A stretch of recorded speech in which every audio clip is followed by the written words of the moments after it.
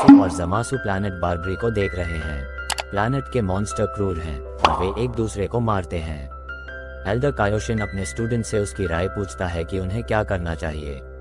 जमासु का मानना है कि उन्हें अस्तित्व में नहीं रहना चाहिए, दूसरे शब्दों में उन्हें खत्म कर देना चाहिए। गोवासु अपने स्टूडेंट की बात सुनकर चौंक जाता है और उसे बताता है कि कायोशिन का काम ऑब्जर्व करना है, केवल हकाइशिन ही उनके अस्तित्व का निर्णय लेने की अनुमति दे सकता है। जमासु बहुत कन्विंस नहीं है। गोवासु आह भरता है और फिर एक बॉक्स बुलाता है। वह बताता है कि वे 1000 साल बाद परिवर्तन देखने जाएंगे। कायोशिन टाइम रिंग्स के बारे में भी बताता है, क्योंकि इसका उपयोग केवल भविष्य की यात्रा करने के लिए किया जाता है और अतीत में वापस नहीं जाया जा सकता, क्योंकि यह एक वायलेशन है।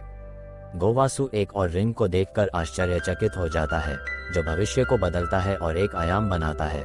फिर वह अपने स्टूडेंट को एक पोटारा रिंग देता है।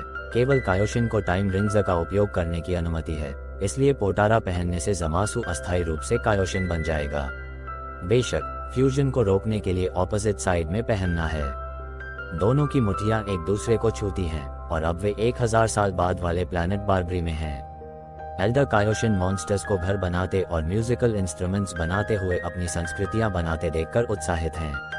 जमासु शोर सुनता है और चौंक जाता है। वह अपने मास्टर को बुलाता है और उसे भी चौंका देता है। मॉन्स्टर अपने पूर्वजों से भी ज्यादा क्रूर हैं। वे प्लैनेट के नेता बनने के लिए एक दूसरे को मार देते हैं। जमासु उनके कामों से घृणा करता है। जब वे देख रहे होते हैं तो एक भयानक मॉन्स्टर उनके पीछे होता है और देवताओं पर हमला करने का ट्राई करता है। जमासु ने बिना किसी मुश्किल के मॉन्स्टर को दूर भगा दिया, लेकिन मॉन्स्टर ने हार नहीं मानी और वह देवताओं की ओर बढ़ता है। स्टूडेंट कायोशिन ने तलवार बनाई और गोवासु के कहने के बावजूद मॉन्स्टर को 2 टुकड़ों में काट दिया। गोवासु अपने स्टूडेंट की हरकत से परेशान है और वापस लौटने की मांग करता है। चूंकि दोनों देवता कायोशिन रेल्म में हैं, गोवासु अपनी पोटारा इयररिंग वापस मांग रहा है। जमासु जवाब देता है कि नश्वर लोग केवल प्राकृतिक संसाधनों को लूटते और नष्ट करते हैं। उन्हें इस दुनिया में रहने का कोई अधिकार नहीं है। गोवासु शांति से समझाता है कि हर जीवित चीज का मूल्य है। हालांकि स्टूडेंट की राय अभी भी स्ट्रांग है।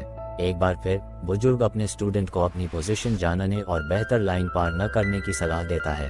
केवल विनाश के देवता ही उनके भाग्य का निर्धारण कर सकते हैं। जमासु निराश महसूस करता है।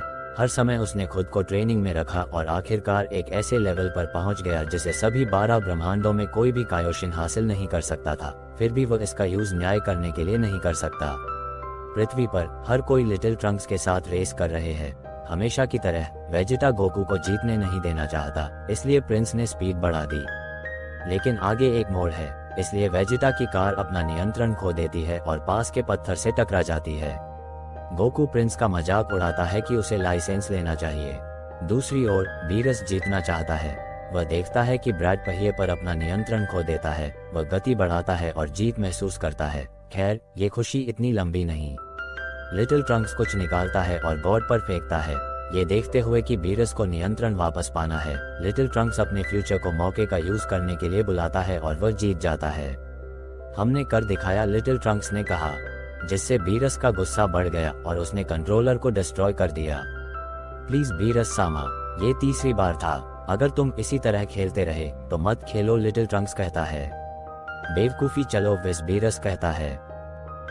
लिटिल ट्रंक्स खुद से जेलसी करता है। उसने सोचा कि अगर मैं अपनी स्किल्स शो करूंगा तो माई मेरी तारीफ करेगी, लेकिन वह बिग ट्रंक्स तारीफ करती रहती है। बाहर बीरस, विस, वेडोस, मार्कोरिटा, गोकू और वेजिटा एक छोटी सी बातचीत कर रहे हैं। वे अभी भी ब्लैक और उसकी पहचान के बारे में सोच रहे हैं। वे जानते हैं कि वह एक देवता है, लेकिन एक देवता ऐसा विनाश क्यों करेगा? गोकू चुप रहता है। अगर ट्रंक्स की टाइमलाइन में विनाश के देवता मर चुके हैं तो इसका मतलब है कि एंजल्स इनएक्टिव हैं। धिक्कार है, एक छोटा चूहा अपनी पत्नियों के साथ ऐसा कैसे कर सकता है? राजा खुद से कसम खाता है कि वह उस गधे को मिटा देगा, भले ही इसका मतलब कानून तोड़ना हो। किंग ऑफ एवरीथिंग होने के नाते गोकू के पास डिफरेंट डायमेंशंस और समय की यात्रा करने का अधिकार है। हालांकि उसे कम प्रोफाइल रखना चाहिए और अपनी सुरक्षा के कारण किसी भी विषय में इंटरवीन नहीं करना चाहिए। इससे भी इम्पोर्टेंट बात यह है कि गोकू ट्रंक्स के भविष्य का इंचार्ज नहीं है।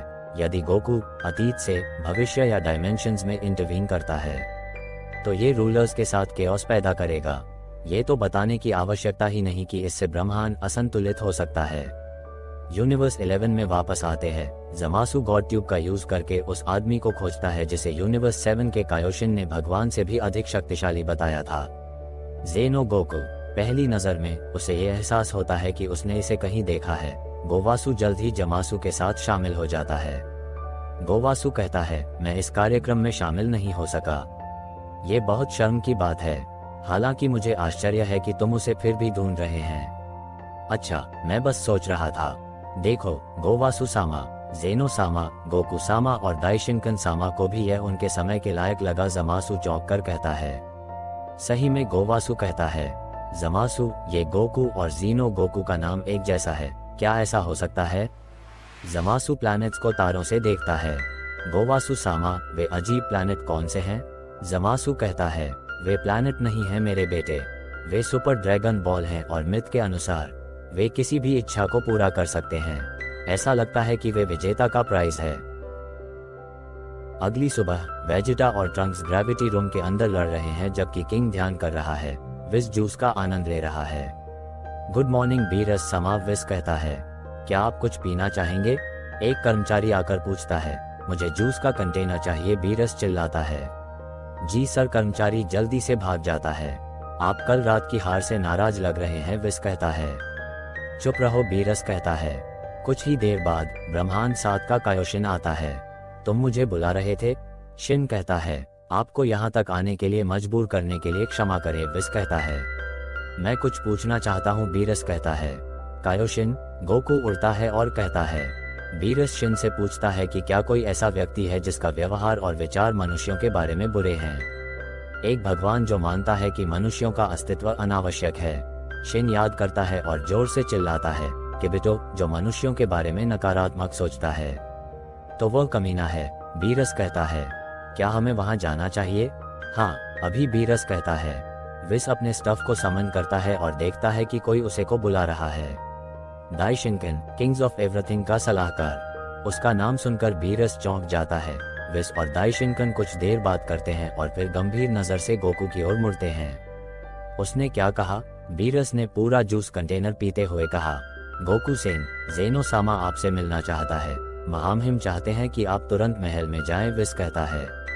क्या? बीरस ने सारा जूस शिन के चेहरे पर गिरा दिया और कहा। अभी? गोकू कहता है। हाँ, विस कहता है। लेकिन हमने ब्लैक का रहस्य नहीं सुलझाया है, बस इतना कहो कि मैं व्यस्त हूँ, गोकू कहता है। तुम मूर्ख हो, जब ज़ेनो सामा ने अभी बुलाया है तो तुम्हें सब कुछ एक तरफ रखकर जाना होगा, बीरस चिल्लाता है। ठीक है, मैं जाऊंगा, गोकू कहता है। विस, उसके साथ जाओ, ध्यान रखो कि वो कोई बेवकूफ़ी न करे, बीरस कहता है। क्या तुम नहीं जा रहे हो? तुम मजाक कर रहे हो? मैं मना करता हूँ। सुनो साइन, जब तुम उनसे मिलो तो ज्यादा सम्मान से पेश आना। अगर तुमने महामहिम को नाराज किया तो तुम, मैं और यह ब्रह्मांड एक पल में मिट जाएंगे। यह मत भूलना, बीरस कहता है। मैं समझ गया, गोकू बीरस की प्रतिक्रिया पर हंसता है और कहता है। और ब्लैक का जिक्र मत करना, अगर तुमने किया तो तुम्हें पता है आगे क्या होगा, बीरस कहता है। ठीक है, क्या तुम अब मुझे जाने भी दोगे? गोकू कहता है और वह और विस गायब हो जाते हैं। बीरस सामा, ब्लैक कौन है? शिन ने अपने चेहरे पर से जूस पोंछने के बाद कहा। एक कमीना, न ज्यादा न कम, और सब कुछ इसलिए हुआ क्योंकि तुम मर गए, बीरस ने कायोशिन के सिर पर पंप किया और कहा।